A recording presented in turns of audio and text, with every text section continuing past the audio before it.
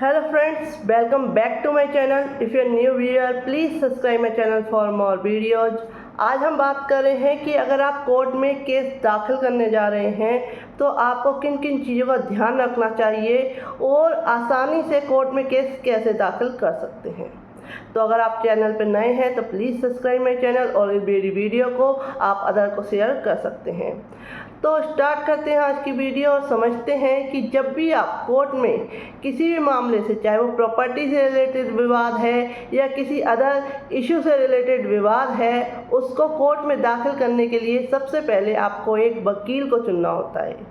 वकील, जो सही वकील अगर आप चुन लेते हैं, उसके बाद है कि वह कोर्ट के प्रोसीजर के हिसाब से कोर्ट में केस दाखिल करता है। और अगर आप खुद वकील नहीं कर रहे हैं और खुद खुद केस लड़ना चाहते हैं तो आपको बहुत सारी चीज़ों को याद रखना पड़ेगा, बहुत सारे प्रोसेस को याद रखना पड़ेगा। तो अगर आप वकील के थ्रू कर रहे हैं तो वकील जो है वह सबसे पहले क्या करेगा, एक जो है दस्तावेज ड्राफ्ट जो है तैयार करेगा और ड्राफ्टिंग करेगा उस केस की। और सबसे पहले क्या है, अगर कोई केस है, सबसे पहले लीगल नोटिस देगा उस पार्टी को, अपोजिट पार्टी को, जो कि आपके अगेंस्ट है। नेक्स्ट जो है, अगर उस लीगल नोटिस का जवाब अगर दूसरी पार्टी आपको रिप्लाई कर देती है तो उस केस में अगर रिप्लाई आ जाता है तो सेकंड नोटिस, अदरवाइज आप केस कोर्ट में सीधा दाखिल कर सकते हैं। तो कोर्ट में सीधा केस दाखिल करने के बाद क्या है, प्लेंट जो है तैयार किया जाता है। प्लेंट जो कि उस केस का आधार होता है, और अगर लीगल नोटिस दिया जा चुका है तो वह जो लीगल नोटिस में बातें कही जाती है उनको ध्यान में रखते हुए प्लेंट जो है तैयार किया जाता है, यानी कि वाद पत्र तैयार किया जाता है, जिसमें प्लीडिंग्स होती है आपके द्वारा कही हुई कि आपने जो प्लीडिंग्स उसमें लिखनी है, उस वाद पत्र में आप प्लीडिंग्स लिखेंगे। और जो फैक्ट्स उस केस से रिलेटेड है डेट वाइज, यानी कि जिस डेट से वो विवाद शुरू हुआ, वो इशू पैदा हुआ, उस डेट को क्या है रिमेंबर रखते हुए, ध्यान में रखते हुए उसको उस केस में सबमिट करते हुए, क्योंकि अगर आप फैक्ट्स के थ्रू बातें रखते हैं, अगर आप डेट वाइज अगर कोई बात करते हैं, उस केस में आपका केस जो है मजबूत होता है। और अगर आप हवा में बातें करते हैं, उस केस में आपका जो केस है वो कमज़ोर होता है। तो आपने क्या करना है, डेट वाइज क्या है प्लान तैयार करवाना है। वकील जो है उस प्लान को तैयार करेगा, साथ में उसमें जो है वेरिफिकेशन की जाती है कि वकील के द्वारा जो बातें हैं वो सही है और आपने जो बातें आपने उस प्लान को पढ़ा है, समझा है, उसके बाद आपके सिग्नेचर होते हैं। साथ ही साथ एफिडेविट लिया जाता है। एफिडेविट में भी कि आपने जो प्लान दाखिल किया है वो आपकी नॉलेज में सही है, आप इसको क्या है शपथ पत्र के द्वारा क्या है सेटिस्फाइड करते हैं कि हाँ मैंने जो कहा है वह सत्य है।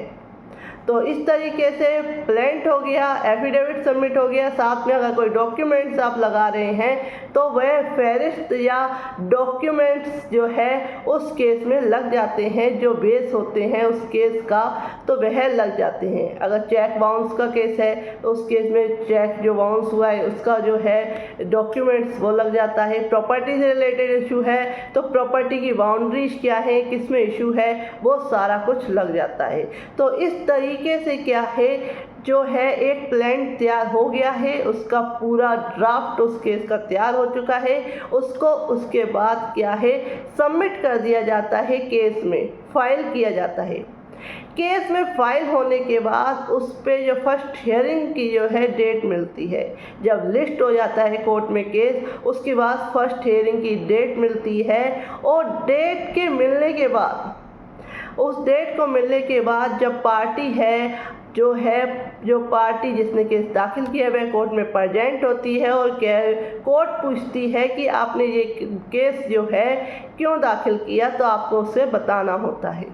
तो इस तरीके से कोर्ट में आपने केस दाखिल किया, फाइल हुआ केस, उसके बाद कोर्ट ने उसकी फर्स्ट हियरिंग में डेट दी, और जो नेक्स्ट पार्टी है अगर वह उस जिस दिन केस दाखिल हुआ है अगर उसी दिन प्रेजेंट हो जाती है, उस केस में क्या है अदर जो है इशू जो बनने के लिए है वह केस की प्रोसेस चालू हो जाती है। अदरवाइज कोर्ट क्या है अपोजिट पार्टी को सम्मन करती है और कहती है कि जो अपोजिट पार्टी है, जो प्रतिवादी है, डिफेंडेंट है, वह आए और कोर्ट को बताए कि इसकी जो केस दाखिल किया गया है उसके बारे में उसका क्या कहना है।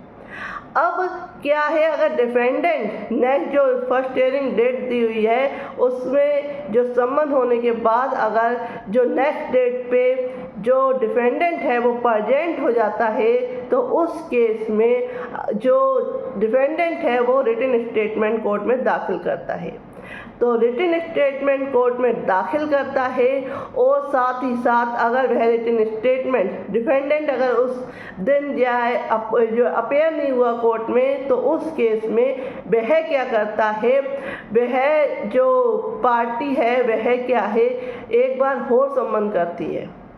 उसके बाद भी अगर फर्स्ट टाइम सम्मन हुआ उसके बाद अगर रिसीव नहीं हुए डिफेंडेंट के थ्रू, सेकंड टाइम सम्मन हुआ उसके बाद भी अगर रिसीव नहीं करे, डिफेंडेंट ने जानबूझ के नहीं किए या वह जो पता है उसका जो एड्रेस है वो करेक्ट नहीं है, तो उस केस में लास्ट टू लास्ट जो है कोर्ट क्या है 90 डेज का टाइम पीरियड देती है, और अगर सम्मन हो जाता है और डिफेंडेंट कोर्ट में पेश हो जाता है तो उस केस में उसे 30 डेज में रिटन स्टेटमेंट दाखिल करना होता है। और रिटन स्टेटमेंट अगर वह 30 डेज में नहीं कर सकता तो वह उसे समय को बढ़ा के 90 दिन 60 से 90 दिन जो है 7 दिन या 60 दिन या 90 दिन तक करा सकता है।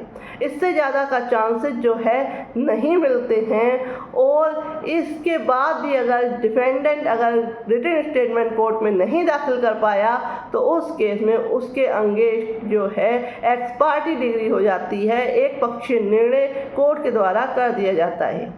अगर सम्मन जो है इशू ही नहीं हो पाए हैं उस केस में जो है कोई न्यूज़पेपर है उसमें क्या है प्रकाशित कर दिया जाता है, उसमें न्यूज़ दे दी जाती है कि इस व्यक्ति के खिलाफ इस समय सम्मन हुआ है, जो नॉर्मल डेली न्यूज़पेपर होता है उसमें। अगर उसके बाद भी अगर डिफेंडेंट कोर्ट में नहीं आता है तो उसके जितने भी राइट्स हैं अपने डिफेंस को रखने के वो ख़त्म हो जाते हैं, और जो पार्टी जिसने केस दाखिल किया है उसके पक्ष में निर्णय हो जाता है।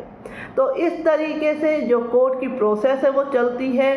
तो सबसे जो महत्वपूर्ण बात है वह आपका प्लेंट है कि आपका वाद पत्र जो है प्लेंट जो है वो कितना पावरफुल है, आपने जो ड्राफ्टिंग का जो उसमें बातें लिखी हैं वो कितनी यानी कि तथ्य फैक्ट्स को देखते हुए लिखी हैं। तो इस तरीके से जो है केस कोर्ट में दाखिल कर दिया जाता है और इस तरीके से जजमेंट होता है। और अगर डिफेंडेंट जो है वह अगर कंटिन्यू रहता है, वह केस की तारीखों पे आता है, अपना डिफेंस रख देता है, उसके बाद इशू निर्धारित होते हैं। इशू निर्धारित होने के बाद क्या है कोर्ट उस इशू के अकॉर्डिंग आगे की प्रोसेस चलाती है। उसके बाद बहस करके जो है जजमेंट होता है, जजमेंट होने के बाद एक फाइनल डिक्री बनाई जाती है। इस तरीके से पूरा केस चलता है। तो ये सारा कुछ होता है। तो जो केस अगर नया दाखिल कर रहे हैं तो उन्हें एक बार ये वीडियो देख लेनी चाहिए, क्योंकि ये प्रोसेस जो है वो कोर्ट की ये प्रोसेस है। इस तरीके से कोई केस जो है दाखिल किया जाता है। लेकिन जो थोड़े बहुत चेंजेस आते हैं हर केस को दाखिल करने में, लेकिन जो मेन प्रोसेस है वो यही रहता है सिविल केसेस में। क्रिमिनल केसेस की थोड़ी अलग प्रोसेस है, उसमें FIR वगैरह, प्रथम सूचना रिपोर्ट, तो इस तरीके से थोड़ी चेंजेस आते हैं। लेकिन सिविल केस दाखिल करने की जो प्रोसेसिंग है वो ये है। तो फ्रेंड, अगर आपको मेरी वीडियो पसंद आई हो, if you like my video please like share and subscribe my channel. Thank you for watching this video.